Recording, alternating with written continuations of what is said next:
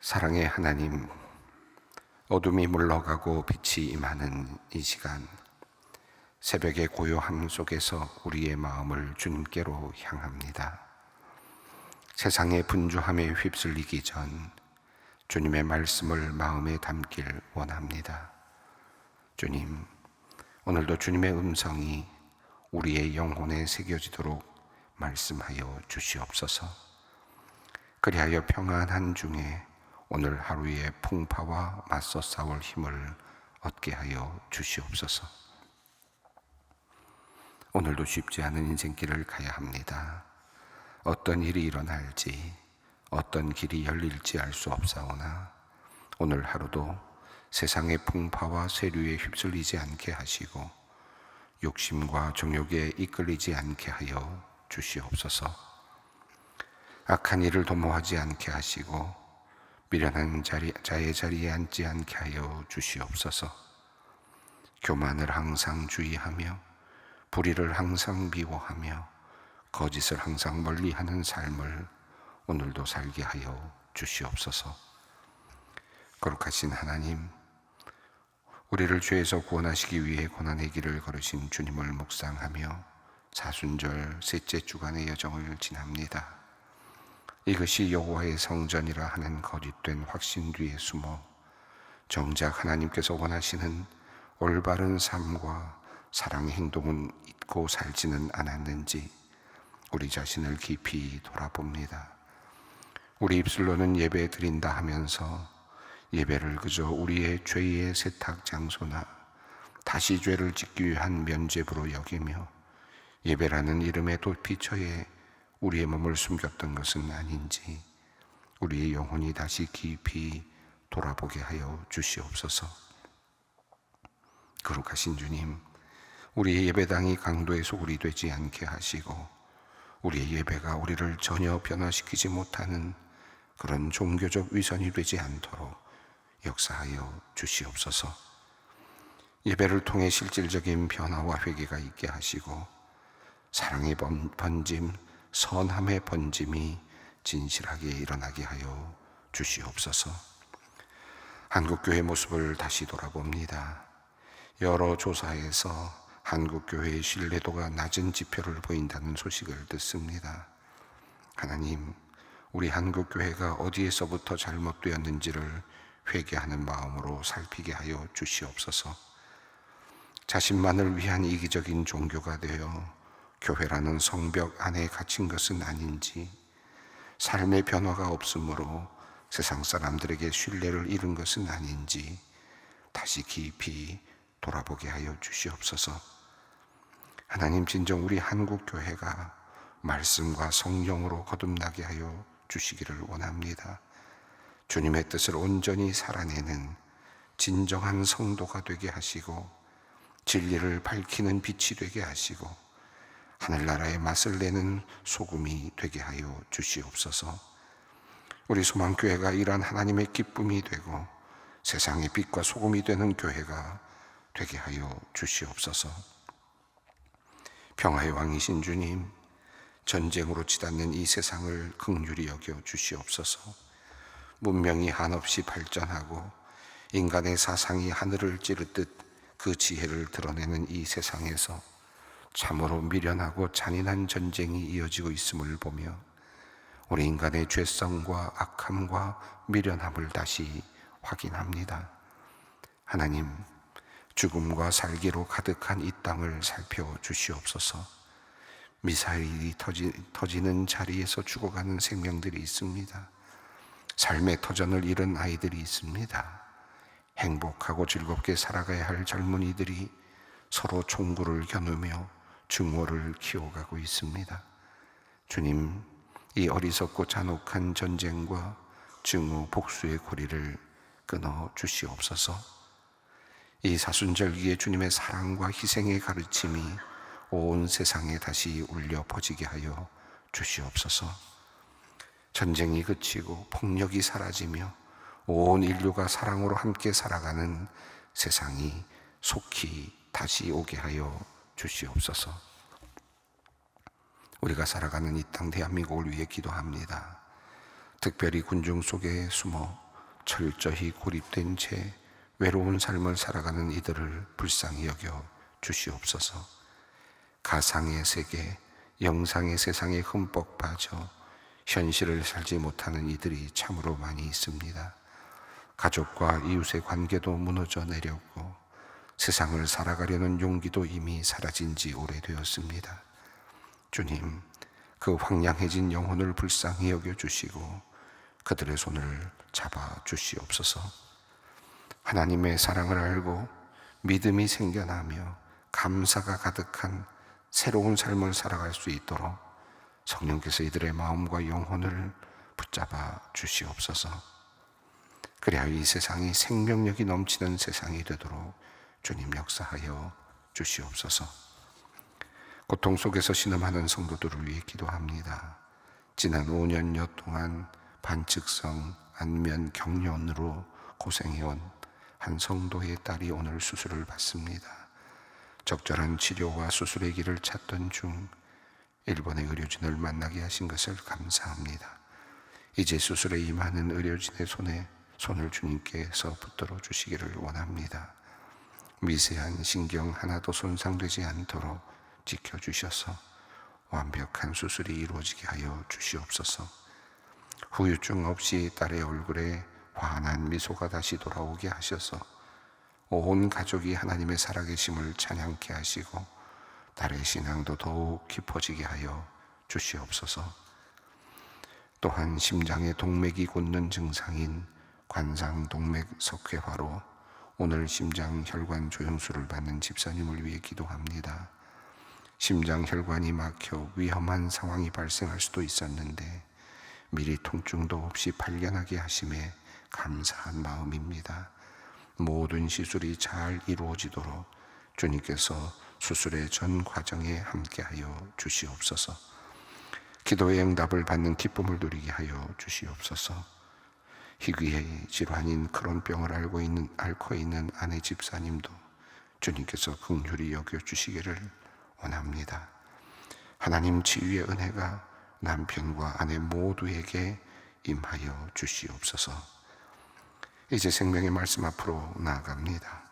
이 세상에는 근심된 일이 많지만 말씀으로 다시 힘을 얻게 하시고 성령으로 우리를 위로하여 주시옵소서. 예수 그리스도의 이름으로 기도드리옵나이다. 아멘. 오늘 우리에게 주시는 말씀은 이사야서 7장 1절로 9절까지 말씀입니다. 이사야서 7장 1절로 9절까지 말씀을 함께 봉독하겠습니다. 우시아의 손자여 요담의 아들인 유다의 아하스 왕 때에 아람의 르신 왕과 르말리아의 아들이 이스라엘의 베가 왕이 올라와서 예루살렘을 쳤으나 능히 이기지 못하니라.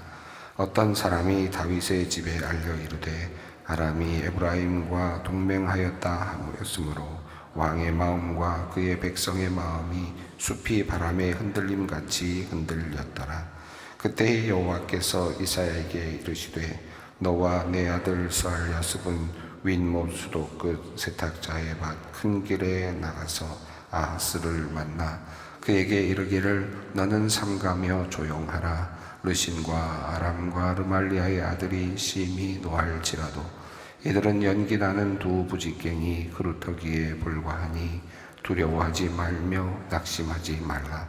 아람과 에브라임과 르말리아의 아들이 악한 꾀로 너를 대적하여 이르기를 우리가 올라가 유다를 쳐서 그것을 쓰러뜨리고 우리를 위하여 그것을 무너뜨리고 다브엘의 아들을 그 중에 세워 왕으로 삼자 하였으나 주 여호와의 말씀이 그 일은 서지 못하며 이루어지지 못하리라. 대저 아람의 머리는 다메섹이요 다메섹의 머리는 르신이요 65년 내에 에브라임이 패망하여 다시는 나라를 이루지 못할 것이며 에브라임의 머리는 사마리아요 사마리아의 머리는 르말리아의 아들이니라. 만일 너희가 굳게 믿지 아니하면 너희는 굳게 서지 못하리라 하시니라. 아멘. 우리는 지난 시간에 이사야서 6장을 함께 살펴보았습니다. 이사야서 6장의 말씀은 이사야를 하나님께서 부르시는 그런 내용이었습니다. 이사야의 소명의 장이라고 할 수 있었는데요. 이사야서 6장 앞부분에서 하나님께서 이사야를 부르시는 그런 장면이 나옵니다. 하늘 예배의 자리까지 그가 올림을 받고 그것에서 이루어지는 하나님의 나라에서의 그 예배, 하늘에서의 예배, 천상에서의 예배를 그가 엿보게 되는 그런 모습으로 출발을 하죠. 그래서 천사들이 거룩하다, 거룩하다, 거룩하다 라고 외치는 그런 장면, 스랍들이 외치는 장면이 나타나고, 그리고 터가 요동하고, 그리고 성전에 연기가 충만한 그런 환상을 그가 봅니다. 그러자 그는 내가 죽게 되었구나, 자기 자신의 죄를 깨닫게 되고 자기 자신의 입술에 부정한 것을 알게 됩니다. 화로다 나여 망하게 되었도다 라고 하는 탄식을 하게 됩니다. 하나님 앞에 서는 인간의 전형적인 모습이라고 할 수 있겠습니다. 누구도 하나님 앞에 설 수 없는, 하나님을 대면하여 볼 수 없는, 그래서 스랍들도 자신의 날개로 얼굴을 가리고 하나님을 섬기고 있는 그런 모습이 천상에서의 모습인데, 그 모습을 죄인으로서 바라보고 있는 이사야는 내가 죽게 되었다 라고 하는 그런 절망을 경험합니다. 하나님 앞에 섰을 때의 그 절망, 우리가 하나님 앞에 서게 될 때 우리는 우리 스스로 가지고 있는 모든 죄들을 깨닫게 되는 그런 순간이 올 것입니다. 그때 하나님께서는 스랍들을 통해서 제단에서 숯을 가져다가 그의 입술을 입술에 대주시고, 그리고 그의 죄를 사하여 주십니다. 하나님께서 죄를 사하여 주신 사람만이 사실 하나님 앞에서 살아남을 수 있음을 볼 수 있습니다. 그리고 나서 하나님께서는 이제 이사야를 부르시는데요. 우리가 6장 뒷부분을 보면 이사야를 부르실 때 네가 가라라고 단도직입적으로 말씀하지 아니하시고 누가 나를 위하여 갈까라고 하나님께서 도리어 물으시는 장면이 나옵니다. 이 장면은 하나님의 초청이라고 할 수 있겠는데, 소명을 주실 때 내가 정했으니까 너는 무조건 가라, 물론 그렇게도 말씀하실 수 있었지만 하나님께서 이사야를 부르실 때는 그렇게 말씀하지 않으셨고, 누가 이 일을 위해서 갈까라고 그렇게 하나님의 마음을 알게 해주시는 모습으로 이사야를 부르시는 것을 보게 됩니다. 이 말씀을 들은 이사야는 내가 가겠습니다, 나를 보내십시오 라고 하는 그런 소명을 스스로가 받아들입니다. 나를 보내주십시오 라고 하는 그 소명을 받았을 때 하나님께서는 그에게 주시는 소명을 알려주셨는데, 가서 말씀을 전하는데 그들은 깨닫지 못할 것이고 듣지 못할 것이다. 그리고 너는 가서 말을 하는데 알아듣지 못하게, 그리고 귀가 막힌 상태로 만들어라 라고 하는 사실은 엄청난, 그리고 정말 그 사명으로서는 받아들이기 참 힘든 그런 사명을 하나님께서 그에게 주시는 것을 보게 됩니다. 그 말씀을 하시면서 마지막에 13절에서 6장 13절에서 하나님께서는 그러나 구루터기가 남아있는 것처럼 거룩한 씨가 남겨질 것이다 라는 이 말씀, 모든 것이 황폐해진 것 같은 그런 시간이 지난 다음에 구루터기가 남겨질 것이다 라고 하는 희망의 불씨를 하나님께서, 희망의 씨앗을 하나님께서 말씀하여 주십니다. 그러니까 이사야는 이 정말 멸망해가는 나라를 바라보면서 눈물을 흘릴 수밖에 없는 그런 상황이라고 할 수 있겠습니다. 그가 받은 소명의 자리, 그는 참으로 행복한 소명이 아니라 망해가는 나라를 또 보아야 되는, 그리고 끊임없이 말은 하지만 듣지 않는 이스라엘을 상대해야 되는, 유다 백성을 상대해야 되는 그런 아픈 그런 소명을 받았다고 할 수 있겠습니다. 자, 그리고 나서 오늘 7장으로 이어지는데요, 단락은 살짝 끊어지는 듯 보입니다. 6장은 이사야의 소명의 장이라고 한다면 7장은 이제 그 사이에, 이사야가 사역하던 그 사이에 일어났던 사건들을 이야기합니다. 이제 어떻게 이스라엘, 유다의 백성들이 하나님의 말씀을 떠나고 그리고 또 실패해 가는지 여러 사례들이 나오게 되는데, 그 중에 한 사례가 7장에 이제 시작이 됩니다. 한 사건을 이야기하고 있는데요, 바로 이 이스라엘 백성, 북이스라엘이죠. 에브라임으로 칭하는 북이스라엘 사람들과 그리고 아람 족속이, 아람 왕이 남유다를 침공해 들어왔던 한 사건을 우리에게 알려주고 있습니다. 1절은 그 내용 전체를 포괄적으로 서론적으로 알려주고 있는데 함께 읽어보겠습니다. 우시아의 손자요 요담의 아들인 유다의 아하스 왕 때에 아람의 르신 왕과 르말리아의 아들 이스라엘의 베가 왕이 올라와서 예루살렘을 쳤으나 능히 이기지 못하니라. 이사야 선지자가 우시아 시대부터 이제 사역을 시작하였다라고 하지 않았습니까? 우시아 시대부터 사역을 시작했는데 이제 요담을 거쳐서 이제 아하스 왕 시대까지 이르렀을 때 일이었습니다. 아하스 왕 이후에는 그 다음에는 그의 아들 히스기야가 이제 물려받게 되는데요. 지금 아하스 왕 때 일어났던 한 사건을 이야기합니다. 아람의 르신이라는 왕과 그리고 이스라엘의 베가 왕이 이렇게 함께 연합군을 형성을 한 것으로 보여집니다. 그래서 아람 왕과 그리고 이스라엘의 베가 왕이 쳐들어오게 되는 그런 내용인데요. 이 내용은 지금 아수르가 팽창하고 있었던 그런 상황 속에서 아수르에 대항하는 그런 하나의 큰 세력을 만든 것을 볼 수 있습니다. 아람 왕과 그리고 북이스라엘의 베가 왕이 이제 그 반아수르 정책을 펴가면서 유다도 그 안에 포함시키려고 하는, 유다도 그 반아수르 정책에 포함시키려고 했는데 그게 잘 안 되니까 지금 이것을 이제 그렇게 쳐들어오는 이제 그런 상황이라고 할 수 있겠습니다. 자, 이런 상황을 이제 설명하고 있는데 여기 보면 르말리아의 아들 이스라엘의 베가 왕이라고 이렇게 되어 있죠. 남유다의 왕들은 계속해서 다윗의 후손으로서 다윗 왕조가 계속해서 이어지고 있는 상황이었습니다. 유다 왕들 중에서 때로는 변변치 않은 왕도 있었고 선하지 않은 악한 왕도 있었지만 그럼에도 불구하고 유다의 왕조는 다윗의 왕조로 계속해서 이어지고 있었죠. 지금 우시아의 손자 요담의 아들 그리고 유다의 아하스 왕이라는 이 이름들은 계속해서 다윗의 자손 혈통을 의미합니다. 그러나 이 북이스라엘, 그러니까 사마리아 지역을 넘어서서 에브라임으로 불려졌던 이 북이스라엘로 갈라졌던 이 나라는 처음부터 다윗의 자손으로부터 시작이 되진 않았습니다. 아시는 것처럼 여로보암이라는 왕으로부터 혁명적인 그런 세력으로부터 시작이 되었고요. 그리고 나서 북이스라엘은 끊임없이 왕조가 계속해서 바뀌고 또 바뀌고 바뀌었죠. 여러분이 아시는 그 오므리 왕조, 아합 왕으로 대표되는 아합과 이세벨, 엘리야 시대에 그 시대의 그 왕조가 벌써 북이스라엘에서는 4대 왕조에 해당이 됩니다. 그러니까 정권이 혈통이 바뀌고 또 바뀌어서 네 번째 왕조가 이제 오므리 왕조, 아합 왕조죠. 엘리야가 아합과 이세벨과 그 대결을 펼치고 그리고 나서 그가 소명을 받았던 것은 예후에게 기름을 부으라라는 그런 명령이었지 않습니까? 그리고 나서 예후에게 기름을 부은 다음에 예후가 이제 또 반역을 일으켜서 어쨌든 나라를 다시 찾습니다. 예후 왕조가 시작이 됩니다. 이게 5왕조입니다.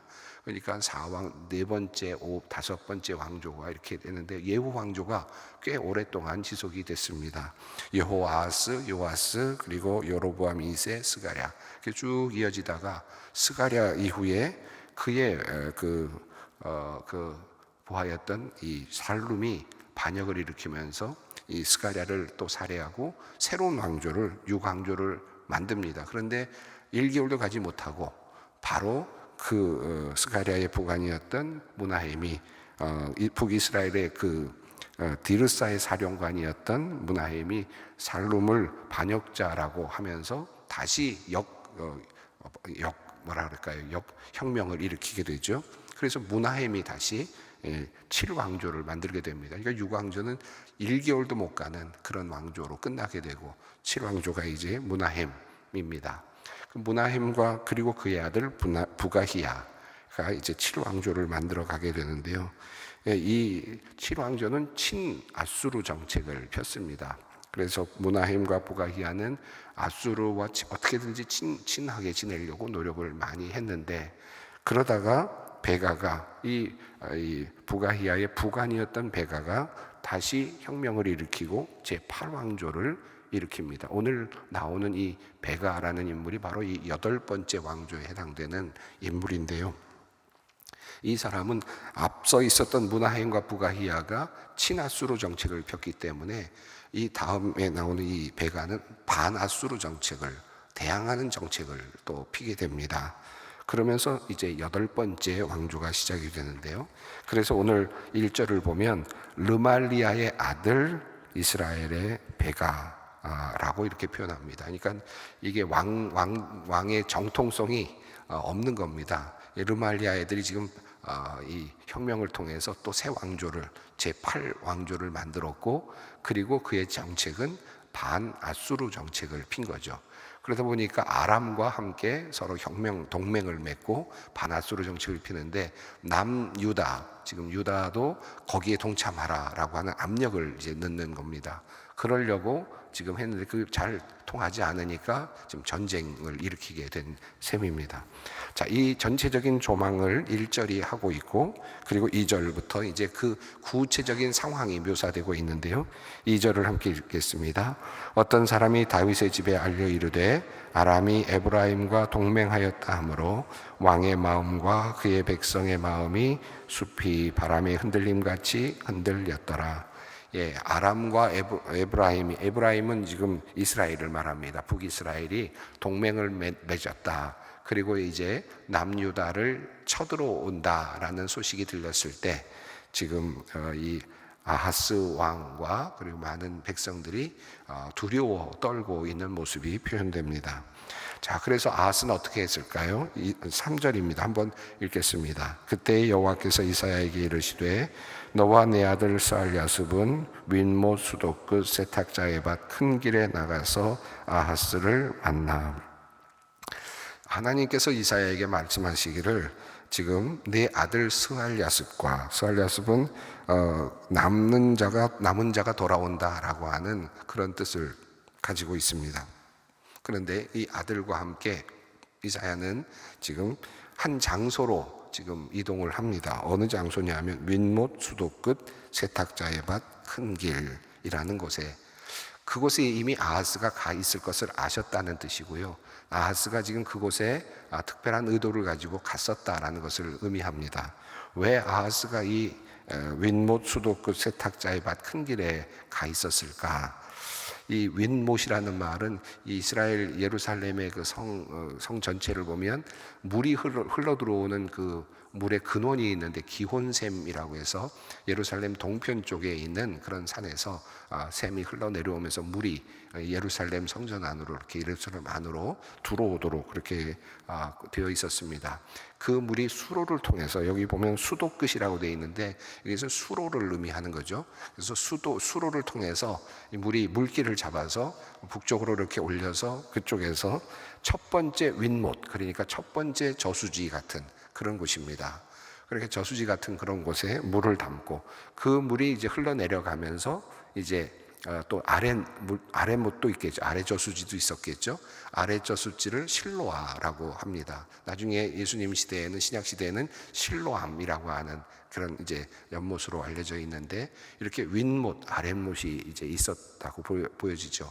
그래서 이 윗못이라는 것이고, 거기에 세탁자의 밭 큰 길이라고 되어 있는데, 아마도 어떤 그 옷을 세탁하고 염색하고 하는 뭐 이런 것과 관련된 그런 곳이 거기에 있었던 것으로 보여집니다. 좀 큰 공간이 있었던 것으로 보여지는데 왜 아하스가 이곳에 가 있었을까요?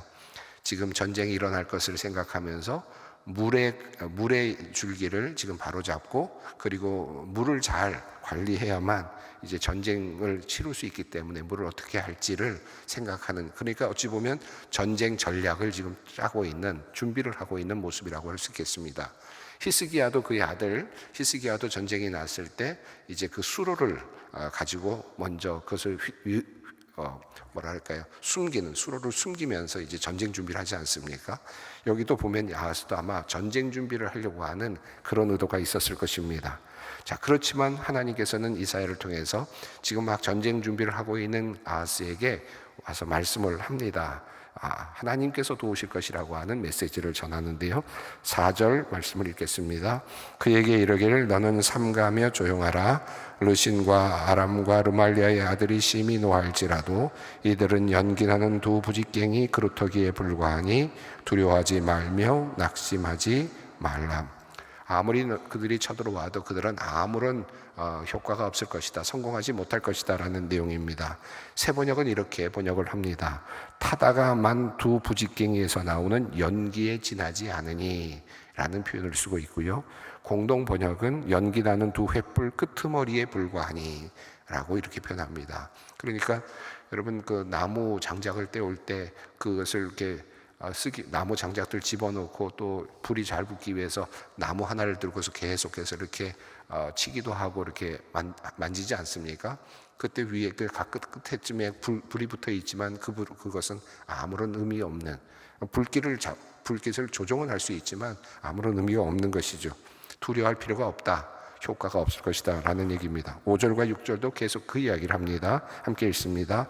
아람과 에브라임과 르말리아의 아들이 악한 꾀로 너를 대적하여 이르기를 우리가 올라가 유다를 쳐서 그것을 쓰러뜨리고 우리를 위하여 그것을 무너뜨리고 다브엘의 아들을 그 중에 세워 왕으로 삼자 하였으나, 여기 보면 다브엘의 아들이 누군지 잘 모르지만 지금 다윗의 혈통으로 이어지고 있었던 그 왕권을 내리고 새로운 왕권을 세우겠다. 이스라엘, 북이스라엘이 늘 그래 왔던 것처럼 혁명, 또 혁명, 반역, 이것으로 이어지는 나라를 세우겠다. 그러니까 여기서는 하나님 나라의 백성, 이 다윗의 혈통이라고 하는 언약의 혈통을 깨겠다라고 하는 그런 의도죠.